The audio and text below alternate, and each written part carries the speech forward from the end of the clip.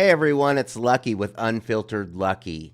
And today I want to talk a little bit about something that I really haven't talked about too much in my videos.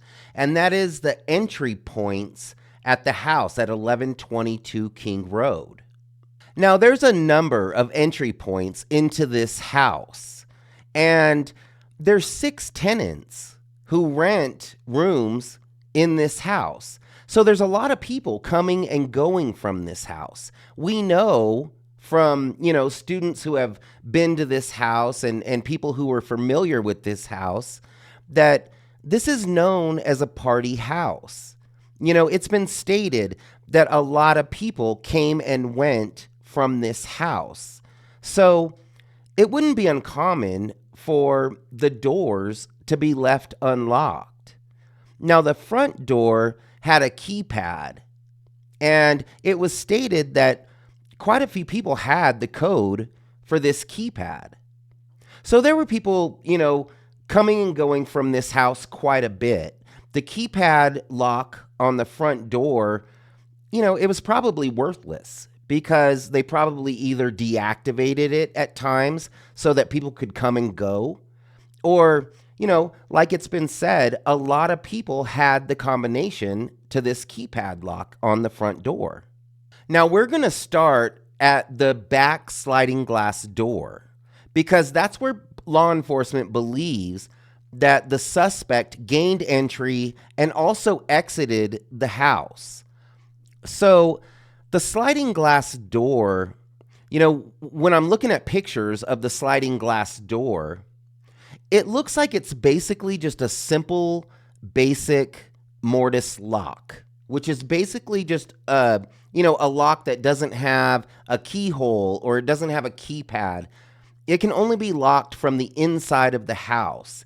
And it's basically a lever lock. It's basically, a lock that kind of goes up and down in the door. And then in the door jamb, you have your catch. And that lock basically just hooks into the catch on the door jamb. So sliding glass doors are notorious for being easy to break into because the lock itself would actually be kind of difficult without making a lot of noise because the lock is actually set inside of the sliding glass door. So when the sliding glass door is closed, there's really no way to manipulate the actual locking mechanism. You could put a crowbar in there and pry that door open. It's going to make a lot of noise. Or you could simply lift that sliding glass door off of the track, which is going to basically going to lift that hook out of the door jamb and unlock the door. Now, this is the reason that a lot of people, put boards inside the track area of their sliding glass doors, doors or bars. That way, if the locking mechanism, it comes unlatched because the door's been lifted off the track, you still have something inside the track so that the actual door, so it makes it a little more difficult to open that door. Now, a lot of people would tell you that if you put something in that bottom track, it'll actually give you leverage on the door and it'll make it easier to lift the door up and off the track. But it didn't appear that they had any other type of locking mechanism on this sliding glass door other than just that basic, lever lock that was on the sliding glass door. Now, one thing that caught my eye when I was looking at pictures of this sliding glass door is if you notice the locking mechanism that that would actually lock the sliding glass door is missing. So the locking mechanism, there is no locking mechanism inside this sliding glass door. Now, before everybody goes crazy in the comments, I do realize that it's not uncommon for investigators to remove locks from doors. It's not uncommon for investigators to call in a forensic locksmith and have them come out and, remove and disassemble a lock from a door in a breaking and entering situation. Now, that's key because law enforcement stated, and they were pretty persistent about, making sure that the public knew that there was no sign of forced entry, no breaking and entering. So law enforcement could tell right off the bat from, a visual observation that there was no sign of forced entry. So it kind of confuses me that law enforcement or investigators would take this locking mechanism from the sliding glass door. Unless that locking mechanism was tampered with or, somebody had tried to manipulate that locking mechanism, because it's possible that maybe somebody who was in this house, when everybody was home and there were people in this house, it's possible, that somebody could have tried to manipulate that lock so that they could come back later and know that the door would be unlocked. But I thought it was strange that the locking mechanism is gone from the sliding glass door. Did law enforcement remove that locking mechanism? Even though, they stated that there was absolutely no sign of forced entry. I mean, why would they remove that locking mechanism? What was the locking mechanism there? I mean, we know, well, we don't know, but, Kara, Xana's mom, she stated in an interview in the very beginning that Xana's dad had been at the house just a week prior to the crimes and that he was fixing a lock. Now, she was unclear which lock that he was actually working on, but she did state that, that he was at the house the week before the crimes repairing a lock. So that's another question, is why was Xana's dad at the house repairing a lock? Was Xana concerned? Was Xana, did Xana feel like maybe she needed more security? Now, in my opinion, the tenants who lived in this house, the students who lived in this house, did not appear to be concerned about security in their house. I mean, they had people coming and going, people in and out. A lot of times when they weren't even home, there would be people partying in their house. So I can't imagine that they would be too concerned about security. So was this locking mechanism inside the door when law enforcement got there? Did law enforcement remove this locking mechanism for some reason? Even though they stated that there was no sign of forced entry. Now, I'm going to move around to the front door now. So the front door, in my opinion, would also have been an easy point of entry. Now, there's a good chance that that front door could have been unlocked. The front door could have been opened. We know there was a 4 a.m. DoorDash order. So, when law enforcement says that there's no sign of forced entry, automatically I think two things.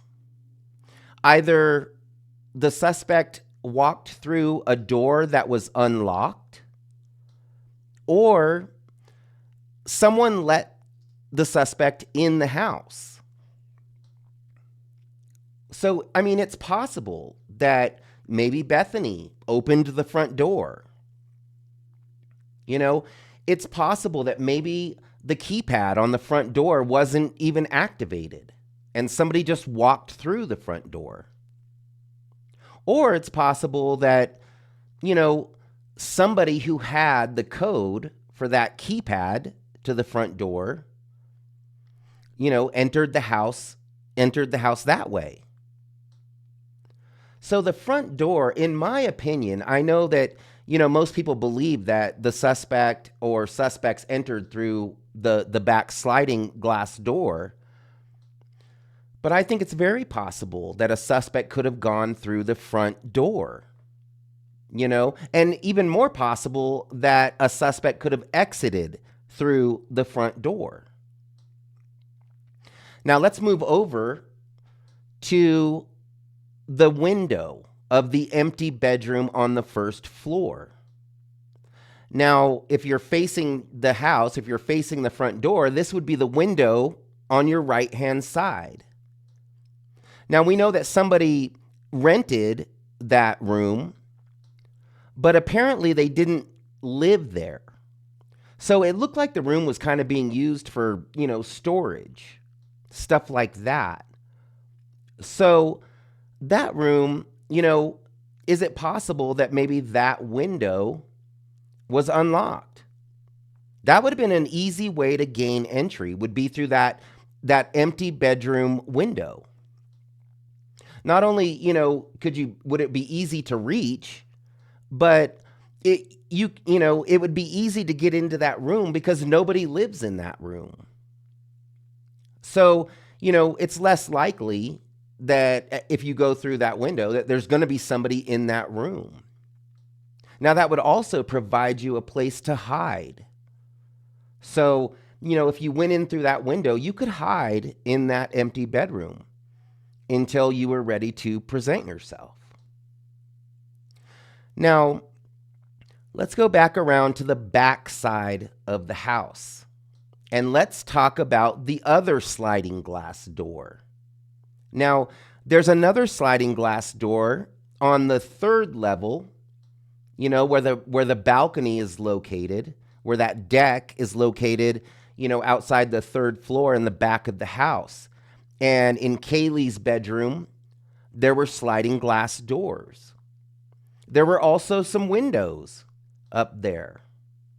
So it is possible that somebody could have gained entry through, the sliding glass doors or, one of the windows upstairs. Now, it would be difficult to get up to that balcony, but is it possible that somebody could have used this ladder that's sitting up against the side of the house to get up onto that balcony? It's possible, but I don't think that, if it was just one suspect, that they would be able to, that they would have been in the state of mind after committing these crimes to go put the ladder back and lean it up against the side of the house. I just don't believe that. Now, it's possible if there were multiple suspects that one climbed up and over the balcony and the other one, put the ladder away so it wasn't just sitting in the middle of the backyard. So that's a possibility. It's possible that somebody could have gotten in through one of the windows upstairs. Now, Murphy, Kaylee's dog, was in Kaylee's room. And I do believe that Kaylee was also in her room for some time. And Maddie was in her room. So those points of entry would be a little bit more difficult than the points of entry that are on the ground floor, in my opinion. Now let's talk about this ladder and where this ladder is placed when it comes to the house. This ladder just sits right under a ledge under Xana's bedroom window. I mean, it looks like it was placed right there to get up on that ledge. Now, we know that that ladder was there before the crimes occurred because we've seen pictures of this ladder. It was laying on its side and it was laying up against the house. So somebody set that ladder up. Somebody set that ladder upright right under that ledge, right under Xana's window. Is it possible that somebody could have climbed up onto that ledge and checked Xana's window to see if it was unlocked? I mean, it's very possible that somebody could have gotten on that ledge and climbed through that window when nobody was home, while everybody was out for that evening. Possibly climbed through that window and was waiting on the third story, when the roommates went to bed.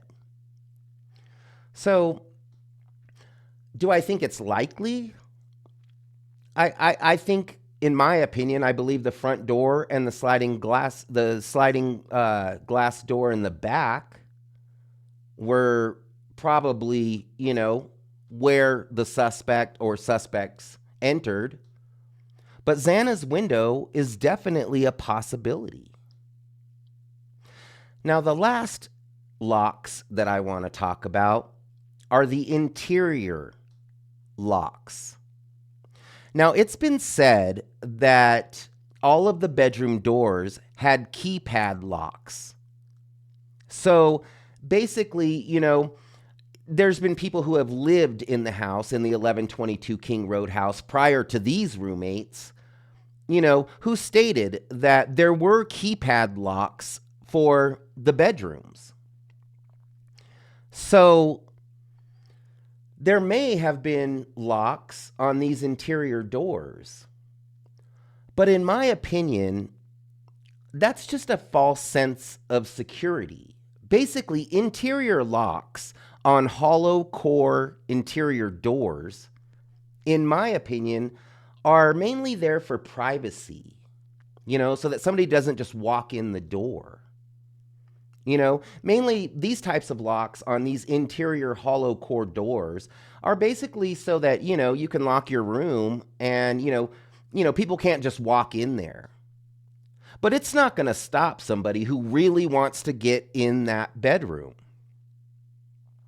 A hollow core door is not going to stop anybody. A child could kick a hole in a hollow core door. The lock almost doesn't even matter. Somebody who is in such a rage that they're going to commit these types of crimes, a hollow door doesn't mean anything. That hollow door, if this person wants to get in that bedroom, that hollow door is going down like a piece of cardboard. So the interior locks, I never really paid too much mind, to the interior locks, because to me, a lock on a hollow core door, it's not really going to be that effective for somebody who really wants to get into that room. So in my opinion, I believe that either the sliding glass door was used and, it's possible that the sliding glass door had a faulty lock. It's possible that sliding glass door had no locking mechanism at all, and that sliding glass door was just always unlocked. When law enforcement used stools to put inside the sliding glass door so that people couldn't open the door. A lot of people saw these stools and thought that maybe those stools were there during the time of the crimes, but we know that they weren't. We know that law enforcement placed those stools inside that door to keep anybody from entering through that sliding glass door. So did law enforcement take that locking mechanism, or was there no locking mechanism inside that sliding glass door? And if law enforcement did remove that locking mechanism, why? Why would they remove that locking mechanism unless it had been tampered with? I mean, they didn't take the front door lock. They left the lock on the front door. So why did they take the locking mechanism from the sliding glass door, if in fact law enforcement did remove and take that locking mechanism. If there was no breaking and entering, if there was no forced entry. You know, there's also a window, if you're looking at the back door, there's also a kitchen window on the right side of that back sliding glass door. And that would have been very easy for somebody to use to climb through. You know, it's undercover. You know, it wouldn't be easy to see somebody going through that window. The screen to that window was laying on the ground. But we know that that screen was laying on the ground before the crimes, because we've seen pictures of, you know, of the roommates in the backyard, and that screen is laying on the ground. So that screen wasn't on the window, you know, on the night of the crimes anyway. So it's possible that, you know, maybe that was a point of entry. But I do believe that, you know, whoever entered this house entered through the sliding glass door, and possibly the front door as well. You know, I believe that there were multiple suspects. So I think it's very possible that they could have entered through both doors, and they could have exited through both doors as well. You know, we do know that there was a report from a neighbor who was walking her dog on the morning of November 13th, who stated that that front door was wide opened between 8 and 9 a.m. And so, you know, there were a lot of points of entry in this house. But I believe that whoever committed these crimes just used the front and back door. You know, I don't believe this suspect was clad in black. I believe the suspect looked just like a student, just like everybody else, and maybe blended in this area, because it wouldn't be uncommon for neighbors to see, you know, students walking around this house, going in and out of this house. So in my opinion, if the suspect was clad in black, it would almost make the suspect look more suspicious.